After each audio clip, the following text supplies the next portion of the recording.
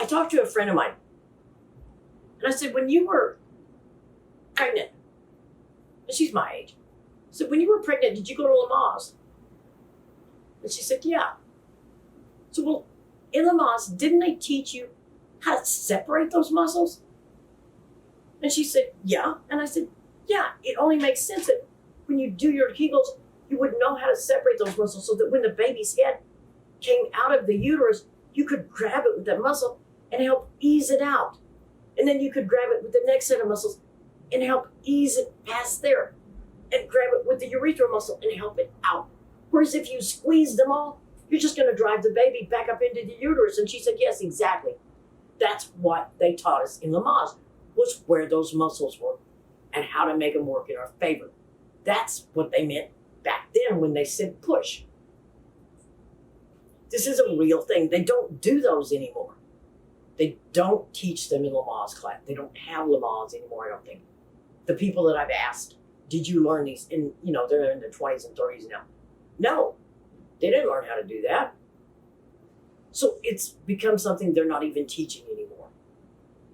And I'm sure it's because the words don't exist in how to describe the sensation. It's like wiggling your ear. You either can or you can't. But how to describe the muscle that you use to wiggle your ear is really almost impossible.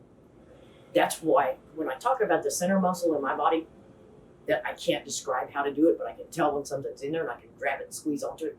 That's what I mean, because I can't. I've never been able to figure out what exactly I do. But that's the real world version of Kegel exercises and how important they are to the pelvic muscle floor. Your doctor can doll it up and say all these other terms that he wants to. But this is the truth of it. I'm 61 years old. Do I pee my pants when I cough? No. Because I can grab that urethral muscle. I can feel that cough, that sneeze, whatever, that laugh coming, and I'll grab my urethral muscle. And I don't pee on myself. And yes, I've tried grabbing the whole shooting match. And yeah, all I do is fill my underwear up with pee. So I know that method doesn't work. You got to grab the urethral muscle to help yourself. So I'm going to talk about Kegel exercises.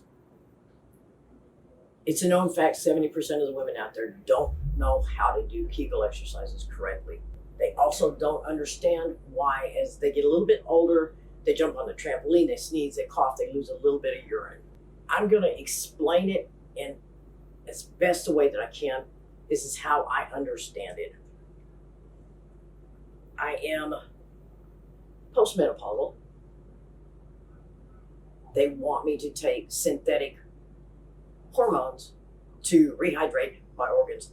I asked a friend of mine who's a nurse practitioner, why can't we take them out instead? And she said, well, Kat, you know how they can tell a male from a female when we get to skeletons? And I said, no. And she said, well, the male is welded together. The female's pelvic region is not. It's still come apart for childbirth. So what holds all of our guts inside of it, so to speak, it's the pelvic floor. The pelvic floor is kind of like this. It's interlaced. And if we go in there and we take one of your body parts out that your muscle tone and your muscles have grown adapted to, we've all of a sudden made a hole. And that hole is where things can come out. Things like your bladder. It's called bladder prolapse. Okay, dear Lord, your rectum can come through there. Egad. I'm going to have my rectum and my vagina? Holy crap. Okay, we won't have them removed then. We'll just leave things the way they are because I'm not peeing my pants as I go along. But we stood and we conversed some more. And she said that as we age, our pelvic floor muscles lose tone. So we need to work at keeping that tone, keeping us all tight. Now, men have pelvic floor muscles, just like women have pelvic floor muscles. Ours are a little bit more important because they actually do hold our insides in. And as my friend was telling me about, you can have your bladder prolapse, you can have your rectum prolapse. The back of my mind's going, yeah, how often does that happen? I swear not a week and a half later, a customer came in my store. She's 55.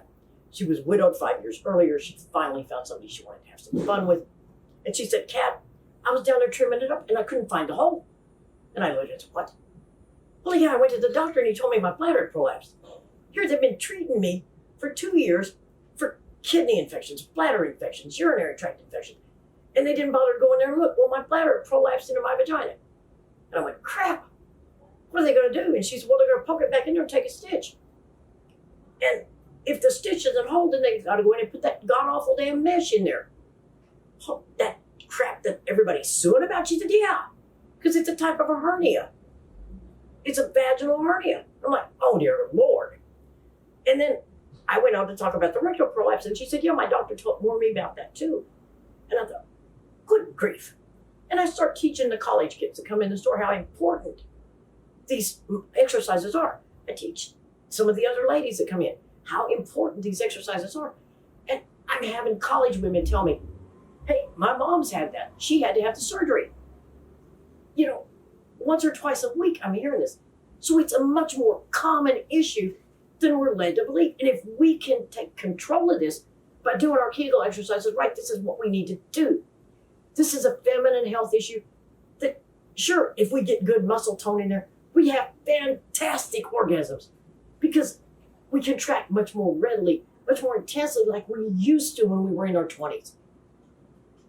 But the only way I know how to explain how to do them is with exercises.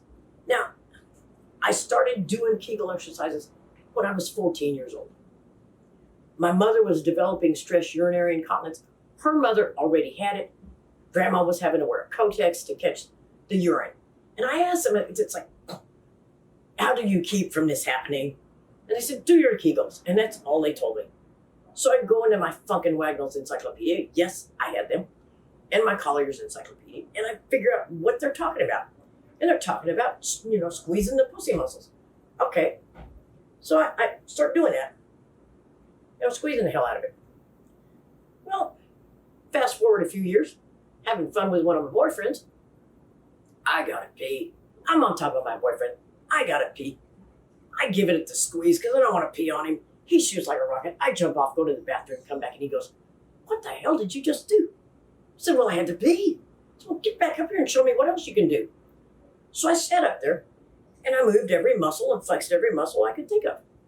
And with him inside of me, I located 3 muscles.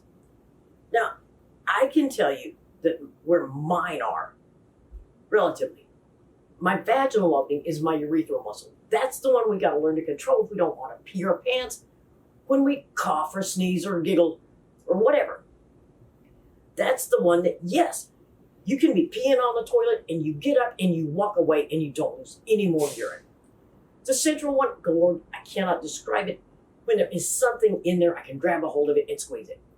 The top muscle is my sphincter muscle. So, dun, dun, dun, dun, dun, dun, dun, dun, and you let go and you catch it before it falls out. Whatever it is. Whether it be a traditional Kegel ball, which I don't recommend for starters by any means at all, or Lilo's Luna beads. You get to where you can work these muscles. And you're doing just like this. Well, when you've got to pee, when you've got to sneeze, you just grab that urethral muscle and you don't lose any urine. Well, I do. Kegels. Yeah. When you do them, do you squeeze them all? Yeah. Well, you know what's going to happen when you got stress urinary incontinence? You're going to actually force more urine out of your bladder. You're going to pee on yourself more because you couldn't segregate that urethral muscle. So you need to learn where these muscles are. I tell people the best way to do it is to start with a single ball with a cord on it so you don't worry about it getting lost. You put it in there and you can figure out where the muscles are. You grab it, you squeeze against it, you got something to build your tone on. Instead of just squeezing dead air, you're building tone. Now, once you get the hang of using one, you can go to 2. There's a company out there right now that, to me, this is the cheater's way to do it. But hey, it doesn't matter. If it freaking works, it works. It's electrostimulation. And it vibrates. So you put this up inside the vagina, right inside the vaginal opening. This part's sticking out because the remote needs to talk to it. You start the E-stem. You get it to where you can just barely feel it. And your muscles are going to contract. And you're going to know which muscles you're supposed to be working You're secure that what you're doing is right. And you can push it up inside of you farther as you get more control. And learn where these three muscles are that I'm aware of. I'm sure there's more in there, but three are all I know of. Now, you can start with the electrostimulation one. You can start with a single one. That's what I would recommend. They make a dual ball. But once again, if you've got two balls in there, you're not knowing which ball is doing what, which muscle is responding to which ball. There's a company out here, this one. It's got a highly pressure sensitive switch in it. When I put this inside of me and I squeeze, it does biofeedback to my phone because it's got a phone app. This phone app has 6 training programs to it. It will help your body do these exercises with you. And it'll tell you how much stronger your muscles are getting, that you're actually doing some good. Now, WeVibe made one, they call it a Bloom. Thank goodness people are trying to make something that's pleasurable to get us to do these Kegel exercises. The base of this thing vibrates, and it comes in varying weights that you just screw on. How do you use this? You insert it inside the vagina, and then you try to pull it out. Well, when you get to where you can't pull it out, then you've got decent urethral muscle control. Well, then you get up to where you can walk around with it, not even vibrating. Can you control it from falling out? Because you realize you're battling against the natural tendency to get it out. It's a foreign object in your fluffy that wants out. So the vagina is open. It's providing a lot of fluid to the region. You've got to work to keep that little doggy in there. Well, then you got that down. Turn the vibrator on.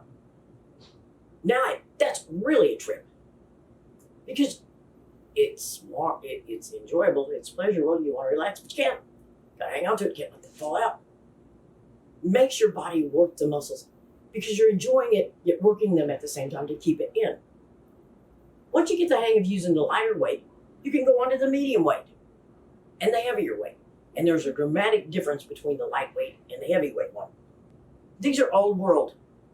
Benoit balls. Benoit balls were Kegel balls. No matter what term you want to put for it, they all do the same thing. We're supposed to put them up inside of us and walk them around. Well, if you don't have muscle tone, you can't find those to work them. Good in theory, bad in reality. Well, they make you search for them. Well, hey, if you can't find them, you can't find them. You need to start with something bigger. So you know you found it. You know you can work it. Don't give up. Keep doing it. Till you turn 80, do them. Nobody wants to be that lady that has to be self-conscious about laughing or coughing or sneezing in public. That's not a fate that we have to face.